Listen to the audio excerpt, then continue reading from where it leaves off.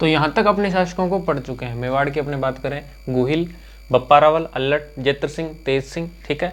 गुहिल 566 ईस्वी में मेवाड़ में गुहिल वंश की स्थापना सबसे इंपॉर्टेंट पॉइंट है। एकलिंग जी को खुद को एकलिंग जी का दीवान मानकर इन्होंने मेवाड़ के अंदर शासन करना प्रारंभ किया था। सबसे पहले नागदाई इसको अपनी राजधानी बनाई थी मेवाड़ की, ठीक है। बप्पा रावल का इंपॉर्टेंट पॉइंट, और हरित ऋषि के शिष्य थे, ठीक है। राजा अल्लट आलू रावल की उपाधि मिलती है। मेवाड़ में सर्वप्रथम इन्होंने नौकरशाही का गठन किया था, कुछ दान दिया था, और सारणेश्वर प्रशस्ति के अंदर इनका जो कुछ जानकारी मिलती है, ऐसा अपने पीछे पढ़ चुके हैं। जेतर सिंह पढ़ लिया, तेज सिंह पढ़ लिया लास्ट वीडियो में अपने, ठीक है। ये तो कल परसों थोड़े कम दिनों में पढ़े हैं, तो इसलिए आपको थोड़ा बहुत याद होगा, वरना इनको रिपीट कर लीजिए। पीछे की चीज़ें आप भूले नहीं, इसलिए मैं आपको दोबारा से रिपीट करवा रहा हूँ, ठीक है। तेज सिंह के बाद में जेतर सिंह का पुत्र कौन था? तेज सिंह था। तेज सिंह के बाद में आगे अपने कौन पढ़ते हैं? आज पढ़ेंगे समर सिंह के बारे में, ठीक है।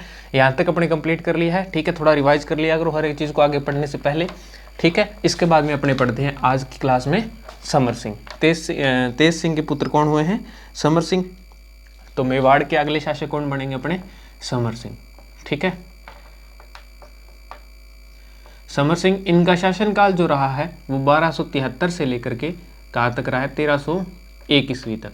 कुछ ने 1301 लिख रखा है, कुछ ने 1302, 3 ऐसे करके, लेकिन 1303 के अंदर तो जो मेवाड़ का प्रथम शाखा हुआ था, उसके अंदर मेवाड़ के जो शासक थे वो रतन सिंह जी थे, और वो इनके पुत्र थे, यानी कि 1301 के लगभग इनका शासनकाल रहा होगा, ठीक है ना। तो समर सिंह के बारे में सबसे इंपॉर्टेंट सबसे पहले अपने इनके पिता के बारे में जानकारी पढ़नी, मतलब कि इनके बारे में सारी जानकारी पढ़नी है, तो उसमें सबसे पहले पिता का नाम आ जाता है। तो पिता तो अपने कल पढ़ ही लिए हैं, इनके कौन हुए? तेज सिंह हुए समर सिंह के पिताजी, कल लास्ट वीडियो में अपने बात की थी, ठीक है। तो समर सिंह की और क्या जानकारी मिलती है? तो इनके बारे में तो काफ़ी सारी जानकारी अपने को अलग अलग प्रशस्ति और अलग अलग शिलालेखों से, लेख से मिल जाती है। कुछ जैन जो आचार्य हुए हैं उनके संपर्क में भी समर सिंह रहे हैं, तो उनसे भी बहुत सारी जानकारी इनके बारे में मिल जाती है, ठीक है। तो सबसे पहले अपने कुछ प्रशस्ति और जो शिलालेख है उनके अंदर अलग अलग इनके बारे में कहानियाँ लिखी गई है। कुछ सेम है, वो तो अपने शायद नहीं पढ़ेंगे, लेकिन जो अलग अलग चीज़ें हैं वो अपने पढ़ लेते हैं, ठीक है। तो देखिए, सबसे पहले अपने बात करते हैं कुंभलगढ़ प्रशस्ति की। इनके बारे में पढ़ रहे हैं अपने, समर सिंह के बारे में, समर सिंह की बारे में पढ़ रहे हैं, तो इनके बारे में अपने को जानकारियाँ कौन कौन से कहाँ से अपने को जानकारी मिलती है, ठीक है ना, और क्या क्या जानकारी मिलती है वो सभी अपने पढ़ रहे हैं। सबसे पहले तो जानकारी कहाँ से मिलती है वो मैं बता रहा हूँ। 1 नंबर पॉइंट पे तो मैं आपको लिखवा रहा हूँ कुंभलगढ़ प्रशस्ति, ठीक है।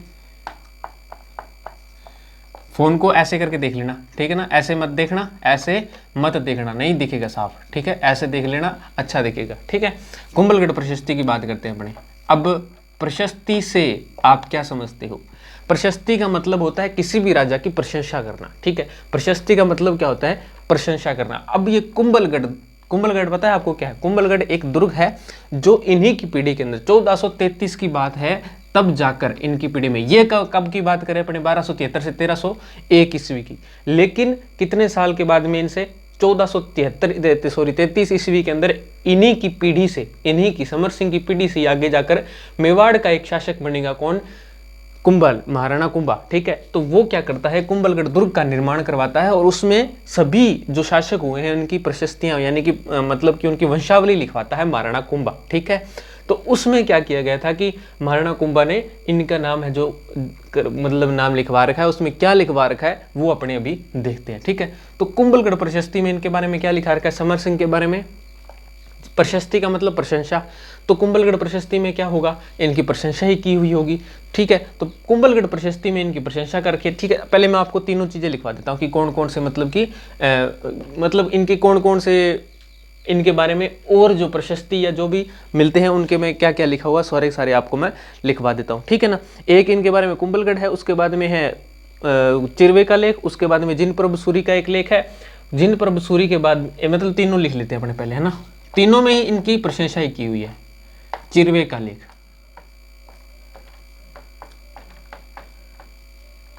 ठीक है। चिरवे का लेख, चिरवा, अब आप सोच रहे हो क्या है? चिरवा भी एक गांव है, उदयपुर से 8 किलोमीटर की दूरी पर है, ठीक है। चिरवा भी एक गांव है, वहां पर एक कोई लेख मिला है, उसके अंदर भी इनके बारे में कुछ जानकारी मिली हुई है, ठीक है ना।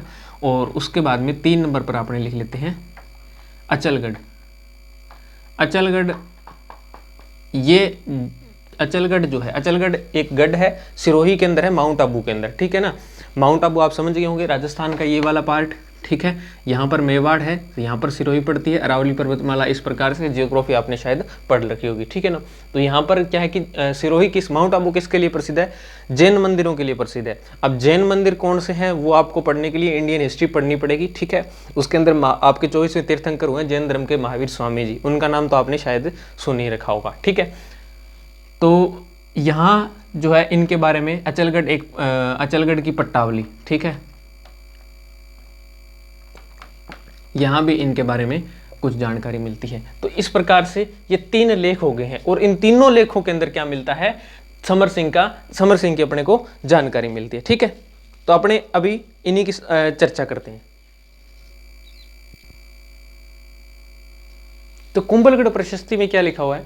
कुंभलगढ़ प्रशस्ति में इनके बारे में लिखा हुआ है, मतलब प्रशस्ति का मतलब पहली बात तो प्रशंसा होती है, ठीक है। तो अब प्रशंसा की गई है, और लेख किसने लिखवा रखा है? इन्हीं के वंशज ने किसी लिखवा रखा है। तो अब सीधी सी बात है, अगर अपने वंशज, अपने अगर कोई वंश में, या फिर अपने खुद ही किसी अपने परिवार में से किसी राजा के बारे में, या फिर अपने परदादा दादा के बारे में कुछ चीज़ें लिखवाएंगे तो सही ही लिखवाएंगे, मतलब कि कुछ अच्छा ही लिखवाएंगे ना, बुरा तो लिखवाएंगे नहीं। तो इन्होंने वही किया था, ठीक है। इन्होंने कहा था कि शत्रुओं की शक्ति का अपहरण करता है, ठीक है। सबसे पहले कुंभलगढ़ प्रशस्ति में इनके बारे में, समर सिंह के बारे में जानकारी क्या मिलती है कि शत्रुओं की शक्ति का अपहरण करता बताया गया है इनको। शत्रुओं की शक्ति का अपहरण करता, शक्ति का अपहरण करता, ठीक है। शत्रुओं की शक्ति का अपहरण करता कुंभलगढ़ प्रशस्ति में किसको कहा गया है? समर सिंह को कहा गया, ठीक है। पहली बात तो ये हो गई। चिरवे का लेख, इस चिरवे का लेखा ये कहां पर मिलता है? सबसे पहली बात तो ये मिलता है उदयपुर के पास में। उदयपुर के पास में सीधी सी बात है कि या तो इनके किसी मंत्री ने या फिर किसी ने भी लिखवाया होगा, ठीक है। तो उसमें से, मतलब कि इन्हीं के वंशज में से, सॉरी मंत्री में से नहीं कह रहा हूं, मेरे कहने का मतलब है कि इन्हीं मतलब कि मेवाड़ के शासकों में से ही किसी ने चिरवे का लेख लिखवाया होगा। तो वो भी क्या करेगा? इन्हीं की प्रशंसा ही करेगा। तो उसमें भी इन्होंने क्या कह रखा है कि जब ये लड़ाई करते थे ना, तो ये मतलब कि सिंह के समान, शेर के समान प्रतीत होते थे, ठीक है। तो ये इनको क्या कह रखा है? सिंह या फिर शेर के समान, शेर, सूर के समान, सूर से इनकी तुलना कर रखी है, सूर के समान आक्रमण करता,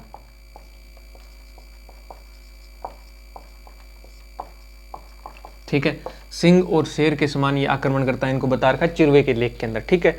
अब इनमें अलग अलग चीजें, शायद कुछ चीजें ऐसी रही होगी, मतलब कि जो समान है, इसलिए मैं क्या करवा रहा हूँ, जो अलग अलग चीजें अलग अलग लेखों में अलग अलग जगहों पर मिलती है उनको आपको मैं बता रहा हूँ, ठीक है ना। चिरवे के लेख में ये मिलता है, कुंभलगढ़ प्रशस्ति में। बाकी इनमें बहुत सारी चीजें ऐसी है जो कि समान ही मिलती है। जैसे एकलिंग महात्म्य ग्रंथ है, उसमें अब अच्छा वो भी मैं आगे लिखवाने वाला हूँ। 5 पॉइंट है भाई, इसमें 5 जो है अपने लेख मिलते हैं, 5 जानकारियाँ अलग अलग जगहों से मिलती है, 5 चीज़ों से, ठीक है। तो उनको सब में लिखाऊंगा। तो उन सब चीज़ों में कुछ चीज़ें एक ही बताई गई, जैसे कि इनके बारे में बताया गया कि कुंभलगढ़ प्रशस्ति और एकलिंग महात्म्य, इन दोनों में ये एक ही चीज़ बता रखी है। क्या बता रखी है? कि इनका एक पुत्र हुआ था, समर सिंह के 2 पुत्र हुए हैं। एक तो रतन सिंह जो कि मेवाड़ के अगले शासक बने थे, जिनके ही काल में क्या हुआ था कि मेवाड़ का पहला शाका हुआ था, ठीक है। 1303 के अंदर मेवाड़ पर अलाउद्दीन खिलजी का जो आक्रमण हुआ था, और उसके अंदर अलाउद्दीन खिलजी की जीत हो गई थी, ठीक है। पहला तो ये हुआ था, और एक पुत्र दूसरा इनका जिसका नाम था कुंभकर्ण था, और वो क्या किया गया था, यहाँ से राजस्थान के मेवाड़ से नेपाल चला गया था, और नेपाल के अंदर गुहिल वंश की स्थापना की थी। मतलब ये एकलिंग महात्म्य, और इन दोनों में एकलिंग महात्म्य भी एक ग्रंथ है, ये भी लिख देता हूँ मैं यहाँ पे ना, 3 हो गए, चौथा ये होगा एकलिंग महात्म्य।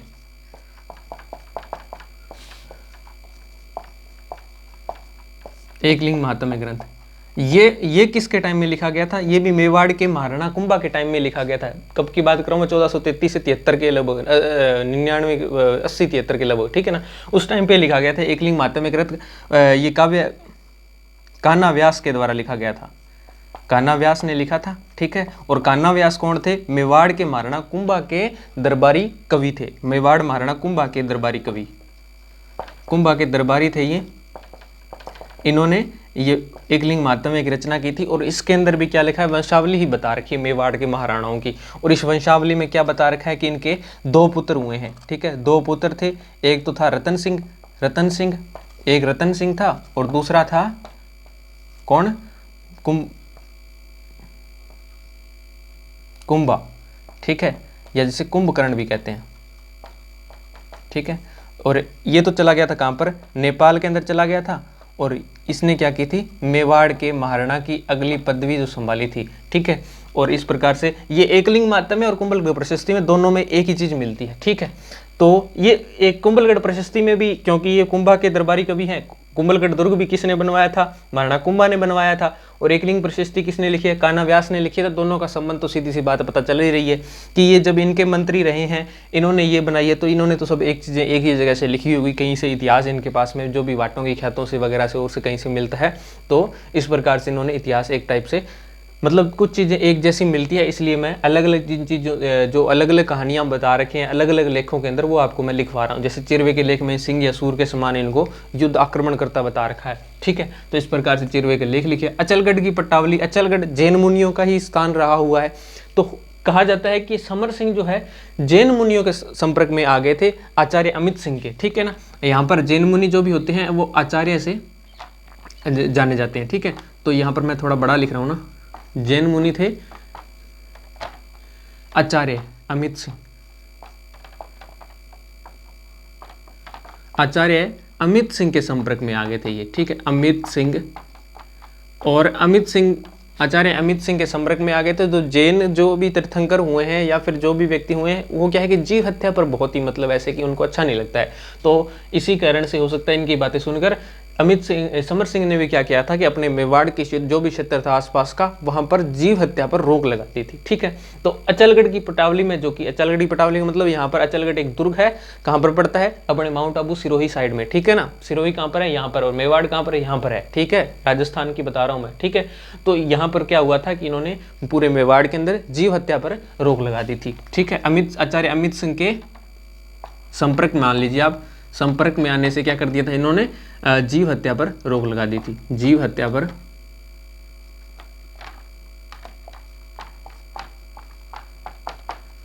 रोक लगा दी थी, ठीक है। और यही बात अपने इतिहास के अंदर इनके बारे में अचलगढ़ की पटावली से इंपॉर्टेंट मिलती है। लिखा होगा अचलगढ़ की पटावली में जैन मुनियों का इतिहास, तो उसमें समर सिंह के बारे में कुछ चीज ऐड हो गई कि इन्होंने जीव हत्या के, इनके संपर्क में आ गए थे आचार्य अमित सिंह के, और जीव हत्या पर इन्होंने रोक लगा दी थी, ठीक है। एकलिंग महात्म्य के ग्रंथ के बारे में मैंने बता ही दिया आपको। कान्हा व्यास के इनके 2 पुत्र हुए हैं, ठीक है। और रतन सिंह मेवाड़ के शासक बन गए थे, और दूसरे हुए हैं कुंभलगढ़, कुंभकर्ण, और कुंभकर्ण क्या नेपाल चले गए थे, ठीक है। और नेपाल में गुहिल वंश की स्थापना की थी, ठीक है। तो इस प्रकार से ये 4 ग्रंथ अलग अलग अपने पास में आ गए हैं, ठीक है। ये एकलिंग महात्म्य किन्होंने लिखवा रखा है, कान्हा व्यास ने लिखवा रखा है, ठीक है। तो इस प्रकार से ये 4 चीजें अलग हो गई, ठीक है। इनके बारे में एक चीज और मिलती है, ठीक है ना। इनकी एक छोटी सी कहानी है। कहा जाता है कि समर सिंह से एक कोई लड़की थी विधुलता नाम की, ठीक है। ये नेक्स्ट पॉइंट है, ठीक है। 4 ये लिख लिए, ये नेक्स्ट पॉइंट विधुलता।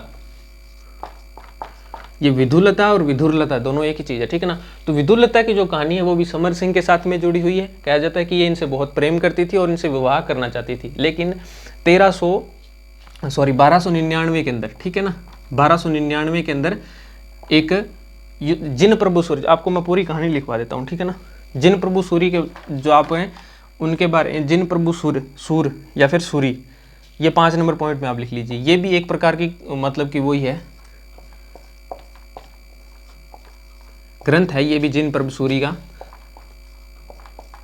जिन प्रभु सूरी है ना, ये क्या है, ये भी किससे जुड़े हुए हैं, ये भी जैन धर्म से जुड़े हुए हैं। जिन प्रभु सूरी भी किससे जुड़े हुए हैं, जैन धर्म से जुड़े हुए हैं। लेकिन ये क्या है कि मुस्लिम जो शासक हुए हैं उनके मतलब के साथ में काम किया करते थे, मतलब उनके दरबारी कवि रहे हैं, मुस्लिम शासकों के दरबारी कवि रहे हैं। लेकिन ये थे कौन असल में, ये जैन मुनि थे। जैन धर्म कहाँ का है, भारत का है। और वो क्या है, हिंदू लोग या जो भी भारत के लोग होते हैं वो क्या किया करते थे, जैन के धर्म के अंदर आ करते थे। लेकिन फिर भी जिन प्रभु सूरी जो है ये क्या है कि थे तो जैन मुनि थे, लेकिन ये कहाँ पर आ करते थे, मुस्लिम शासकों के दरबारी कवि रहे हैं, ठीक है ना। और इन्होंने भी एक तीर्थकल्प नाम का एक मान लीजिए एक ग्रंथ लिखा था। और जिन प्रभु सूरी का जो तीर्थकल्प नाम का ग्रंथ है, तीर्थकल्प ग्रंथ में इन्होंने क्या कह रखा है कि 1299 ईस्वी के अंदर, यहाँ से जानकारी मिलती है कि 1299 में अलाउद्दीन का एक भाई था और वो उसका सेनापति भी था, ठीक है। इंडियन हिस्ट्री पढ़ोगे तब तब आप इस बात को और गौर से समझ पाओगे कि 1299 में एक आक्रमण हुआ था। वो आक्रमण किस पर हुआ था? वो हुआ था, राजस्थान का जो नक्शा है वो इस प्रकार से है, ठीक है ना, यानी कि यहाँ पर ऐसे हो गए और ये आ गया अपना गुजरात और यहाँ पर आ गया राजस्थान और यहाँ पर था उस टाइम पर दिल्ली, ठीक है। तो दिल्ली की बात करें तो दिल्ली पर उस टाइम पर 1299 की मैं बताऊँ ना, तो उस टाइम पर अलाउद्दीन खिलजी का शासन था। किस पर? दिल्ली पर किसका शासन था? अलाउद्दीन खिलजी का। तो अलाउद्दीन खिलजी ने क्या किया था? गुजरात के ऊपर आक्रमण किया था, गुजरात के ऊपर आक्रमण किया था। गुजरात जाने का रास्ता कौन सा है? यही रास्ता है। तो गुजरात जाने के लिए, यहाँ जाने के लिए आपको कहाँ से गुजरना पड़ेगा? मेवाड़ से गुजरना पड़ेगा। तो अलाउद्दीन खिलजी को गुजरात पर आक्रमण करने के लिए कहाँ से गुजरना पड़ा? मेवाड़ से गुजरना पड़ा। तो 1299 ईस्वी की ये बात है। उस टाइम पर मेवाड़ के अंदर किसका शासन था? मेवाड़ के समर सिंह का शासन था, या रावल समर सिंह कह दीजिए आप। तो मेवाड़ के जब रावल समर सिंह के इस क्षेत्र से जब वो गुजरे, कौन? ये अलाउद्दीन खिलजी के एक भाई थे, उनका नाम था उल्गू खां, ठीक है, उल्गू खां। और ये सेनापति भी थे, ठीक है ना, सेनापति थे। सेनापति किसके थे? अलाउद्दीन के थे। अलाउद्दीन खिलजी के सेनापति थे। और जब ये मेवाड़ से गुजरे तो अलाउद्दीन उल्गू खां को किसने बोला था? हो सकता है कि इन्होंने वहां पर आक्रमण किया। तो इसी बीच की एक कहानी है चलो पहले मैं ये बता देता हूँ, फिर इसी के साथ में वो कहानी बता दूंगा आपको, ठीक है ना। तो जिन प्रभु सूरी का तीर्थकल्प ग्रंथ है एक, उस ग्रंथ में लिखा हुआ है कि 1299 ईस्वी के अंदर उल्गू खां ने आक्रमण किया था। किस पर आक्रमण किया था? गुजरात पर। आक्रमण किस पर किया था? गुजरात पर। गुजरात पर आक्रमण किया था। और जब गुजरात पर आक्रमण किया था तब समर सिंह ने क्या किया था? इनसे इस रास्ते से गुजरने का भी टैक्स लिया था। रास्ते से गुजरने का क्या लिया था? कर लिया था। कर लेने के बाद में, यानी कि अब जैसे किसी भी शासक का हमला हो जाए, किसी जैसे अभी भारत का भारत पे नहीं, नेपाल पर जैसे मान लीजिए, श्रीलंका पर मान लीजिए, या फिर इधर अपने पश्चिम बंगाल के अंदर। पश्चिम बंगाल जो है भारत से घिरा हुआ है ना, 3 साइड से। बंगाल जो है, बंगाल एक देश है, बांग्लादेश। वो बांग्लादेश जो है ना, वो अपने भारत से 3 साइड में से घिरा हुआ है। सपोज दैट यहाँ से पाकिस्तान या फिर नेपाल का या फिर किसी चीन का, अन्य देश का जब यहाँ पर हमला हो जाए तो भारत वाले क्या करें? उससे टैक्स ले और फिर बोले कि बंगाल पर जाओ, आक्रमण करना तो कर लो। ऐसी कुछ स्थिति बनी थी उस टाइम पर। यानी कि यहाँ से जब दिल्ली से अलाउद्दीन खिलजी आया आक्रमण करने के लिए, अलाउद्दीन खिलजी खुद नहीं आया था, उसका भाई उल्गू खां था और यही उसका सेनापति भी था, ठीक है। तो इन्होंने क्या किया था? उल्गू खां से क्या लिया था? टैक्स ले लिया था कि आपको अगर गुजरात पर हमला करना है, आक्रमण करना है तो आप करो, कोई दिक्कत नहीं है, लेकिन मेरे ऐसे यहाँ से रास्ते से गुजरे हो इसलिए मेरे को टैक्स दे के जाओ। तो ऐसा किया था, तो इनको आ गया था, मतलब ये तब तो इन्होंने कुछ नहीं किया, चलो ठीक है, वहाँ से निकल गए थे। लेकिन फिर दोबारा से इसी बात का बदला लेने के लिए इन्होंने 1303 के अंदर आक्रमण किया था। कुछ और भी बहुत सारे कारण रहे होंगे, ठीक है, वो अपने आगे बात करेंगे। रतन सिंह का काल, शासनकाल जब अपने पढ़ेंगे, इन्हीं के पुत्र हुए हैं ना रतन सिंह, इनका शासनकाल पढ़ेंगे अपने, तब आगे और बात कर लेंगे, ठीक है। तो 1300 उल्गू खां का आक्रमण हुआ था। उसमें आक्रमण में इन्होंने गुजरात पर आक्रमण किया था ये, लेकिन इन्होंने क्या किया था? कर लेकर आगे जाने दिया था। कर लिया था, कर लेकर मेवाड़ से निकलने दिया था। किसने? समर सिंह ने। समर सिंह लिख लो यहाँ पर, समर सिंह ने कर लेकर मेवाड़ से निकलने दिया, मेवाड़ से निकलने दिया। हो सकता है ये कर लेकर आगे निकलने दिया था, इसीलिए कुंभलगढ़ प्रशस्ति में और चिरवे के लेख में इनके बारे में ये जो मतलब कि इनकी प्रशंसा की हुई है कि ये शत्रुओं की शक्ति का अपहरण करता थे और सिंह और सूर के समान आक्रमण करता थे। हो सकता है कि इन्होंने कर लिया था और हो सकता है युद्ध करके कर लिया हो, तो इसी कारण से इनको जो है इसका मतलब कि बताया गया है, मतलब इनकी प्रशंसा की गई है इन प्रशस्तियों में या फिर लेख में, ठीक है ना। तो इस प्रकार से जिन प्रभु सूर्य का जो तीर्थकल्प ग्रह है 1299 में सबसे पहले आक्रमण हो चुका था। मेवाड़ पर नहीं हुआ था लेकिन गुजरात पर हो गया था। मेवाड़ से वो गुजर रहे थे। यहीं की कुछ शायद बात का बदला, अपने महारानी पद्मिनी का नाम सुना होगा, इस युद्ध के बारे में बहुत सारी कहानियां सुनी होगी, ठीक है। तो इस प्रकार से वो कहानी जो शुरुआत जो हुई थी ना उसकी, वो यहीं से हुई थी। जिन प्रभु सूरी तीर्थकल्प में बता रखा है कि 1299 में उल्गू खां ने गुजरात पर आक्रमण कर दिया, ठीक है, ये बात होगी कंप्लीट। इसके अलावा ये 5 पॉइंट थे, पांचों के पांचों मैंने अलग से बता दिए आपको। इसके अलावा मोस्ट इंपॉर्टेंट एक लिख लेना, विदुलता की कहानी, ठीक है ना, ये अलग से लिख लेना। 5 पॉइंट लिखने के बाद में ये विदुलता की कहानी अलग से।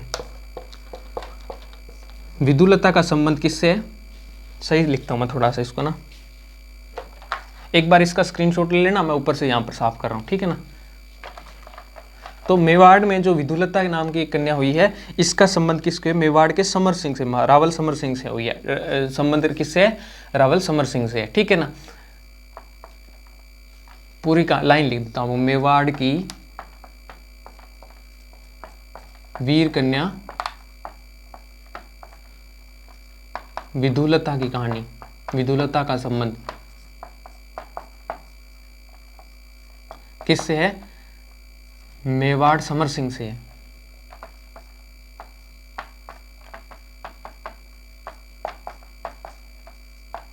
मतलब ये हो सकता है कभी प्रश्न ऐसा पूछ ले कि मेवाड़ सीधा संबंध पूछ ले कि विधुलता का संबंध मेवाड़ के किस शासक से है, ऐसा क्वेश्चन आ जाए तो किससे है, समर सिंह से। अब कहा ऐसा जाता है कि जब ये आक्रमण हुआ था तो समर सिंह जो है अलाउद्दीन खिलजी के डर से क्या है कि भाग करके मैदान से वापस आ गए थे, ठीक है।